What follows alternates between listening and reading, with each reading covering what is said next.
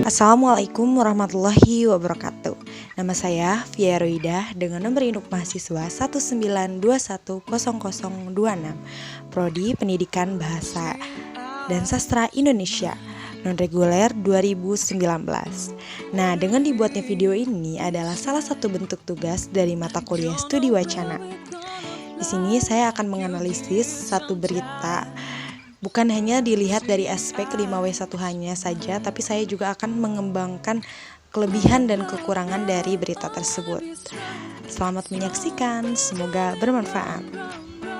Selain bermanfaat dan menambah ilmu, juga memberikan kita pengetahuan yang lebih lagi tentang kebenaran suatu berita.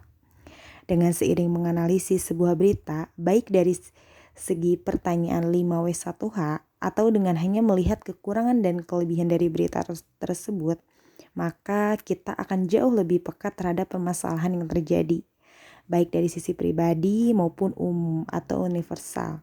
Terutama untuk seorang jurnalis, skill menganalisis berita secara cepat tentu sangat diperlukan agar tidak terjadi sebuah kesalahan dan tentunya menjadi salah satu persyaratan agar berita dapat diterima masyarakat secara luas dan terpercaya. Selain fungsi dari menganalisis sendiri, kita juga harus mengetahui langkah-langkah apa saja sih yang harus diperhatikan dalam menganalisis teks berita. Pertama, kita harus membaca teks berita tersebut. Lalu kedua, menentukan tema atau topik berita tersebut. Ketiga, mencatat 5W1H dalam berita. Keempat, mencatat kekurangan dan kelebihan dalam teks berita tersebut. Yang kelima, mencatat informasi penting lainnya yang dibicarakan dalam teks berita tersebut. Judul beritanya itu Remaja Rentan Jadi Penyebar Berita Hoax. Nah, kita cari dulu di what atau apa ya. Kita bisa lihat pada kalimat yang merupakan generasi muda, khususnya pelajar, sangat rentan menjadi pelaku penyebar hoax. Beberapa pelaku penyebaran hoax yang berhasil diungkap oleh aparat kepolisian ternyata masih berstatus pelajar. Karena sifat remaja yang selalu berubah seiring perkembangan zaman, membuat mereka lebih banyak mengikuti atau menciptakan suatu yang membuat mereka senang dalam rangka memuaskan kehendak sendiri, tanpa memikirkan keadaan orang lain. Selain itu, remaja merupakan tahap di mana semua sedang berkembang dengan baik, sehingga mereka lebih banyak merancu dan memang memiliki potensi yang besar dibandingkan orang dewasa yang selalu sibuk dengan kehidupan pribadi mereka. Lanjut ke why atau mengapa.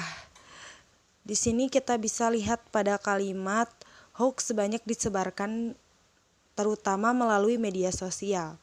Berdasarkan hasil survei We Are Social, di tahun 2017, 8% pengguna media sosial berusia 13 tahun sampai dengan 17 tahun, yang merupakan usia pelajar.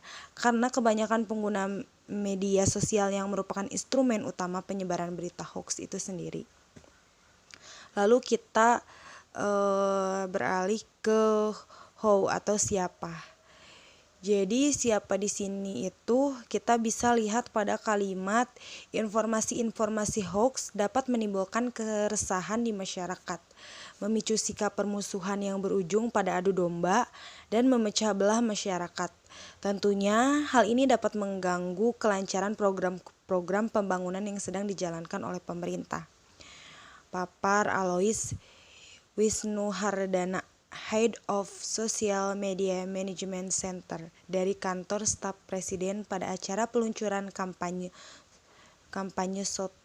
So Tanggo Enaknya Gak Hoax di SMKN 19 Jakarta 20 bulan September. Karena pada hakikatnya berita merupakan hal yang sangat berpengaruh dalam aspek apapun, sehingga pada saat berita itu adalah berita bohong atau hoax, maka pastinya akan menimbulkan banyak keresahan pada masyarakat, sehingga pemerintah pun akan dirugikan karena dapat menghambat kinerja yang sedang maupun yang akan dilakukan. Lalu kita mencari when atau kapannya.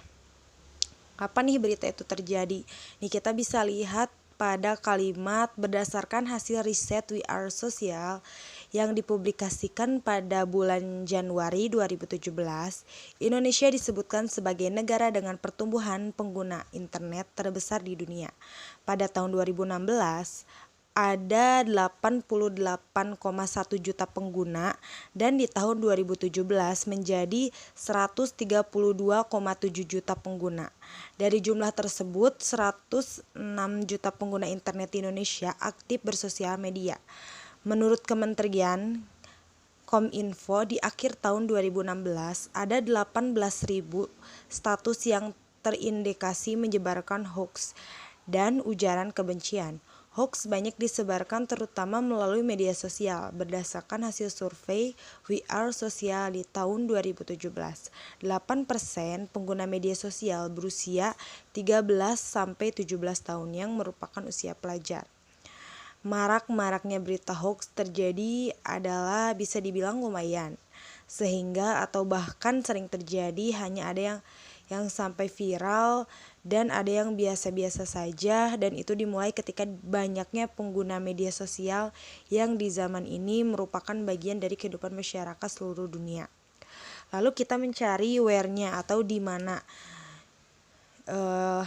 Pada kalimat media sosial dapat digunakan menyebarkan hal-hal negatif seperti ujaran kebencian, berita bohong, atau informasi-informasi yang tidak dapat dipertanggungjawabkan kebenarannya. Lalu kita mencari how atau bagaimana. Bagaimana sih peristiwa tersebut banyak terjadi. Nah, kita bisa lihat pada kalimat yang berdasarkan hasil riset We Are Social yang dipublikasikan pada bulan Januari 2017, Indonesia disebut sebagai negara dengan pertumbuhan penggunaan internet terbesar di dunia. Pada tahun 2016 ada 88,1 juta pengguna dan di tahun 2017 menjadi 132,7 juta pengguna. Dari jumlah tersebut, 106 juta pengguna internet Indonesia aktif bersosial media. Pesatnya pertumbuhan penggunaan internet ini selalu memberikan manfaat positif, ada juga dampak negatifnya. Salah satunya adalah dengan maraknya penyebaran informasi palsu atau yang lebih dikenal sebagai informasi hoax. Media sosial dapat digunakan menyebarkan hal-hal negatif seperti ujaran kebencian, berita bohong, atau informasi-informasi yang tidak dapat dipertanggungjawabkan kebenarannya. Nah, selain kita mencari 5W1H-nya, kita juga dapat melihat atau menganalisis tentang kekurangan dan kelebihannya. Nah, kelebihan dari berita ini itu up to date. Maksudnya berita ini bersangkutan dengan permasalahan terkini yang sedang dihadapi oleh masyarakat di 2017 ya. Terus memberikan bukti yang cukup kuat terhadap kasus yang sedang dihadapi, misalnya dengan dicantumkannya hasil riset atau hasil surveinya. Lalu jika dilihat dari aspek 5W1H, dapat dikatakan berita ini sudah memenuhi standar atau ada 5W1H-nya yang sudah dijelaskan di awal video. Nah, lalu kekurangannya di sini tuh apa nih? Kekurangan dalam berita tersebut ini yaitu penjabaran yang kurang jelas sehingga sedikit sulit dipahami. Kedua, tidak ada kesimpulan dan lebih banyak berfokus pada hasil wawancara. Nah, jadi kita sudah ada di akhir video atau di penghujung pembahasan ini. Semoga pembahasan dan penjelasan yang saya tadi sampaikan itu bisa bermanfaat, khususnya buat saya dan umumnya buat teman-teman semuanya yang sudah nonton video dari awal sampai akhir. Maaf apabila ada kekeliruan atau kesalahan pengucapan, pengejaan maupun penulisan yang kurang tepat, karena saya juga masih dalam proses pembelajaran. Mohon dimaklum. Sampai jumpa dan salam sehat buat semuanya. Wassalamualaikum warahmatullahi wabarakatuh.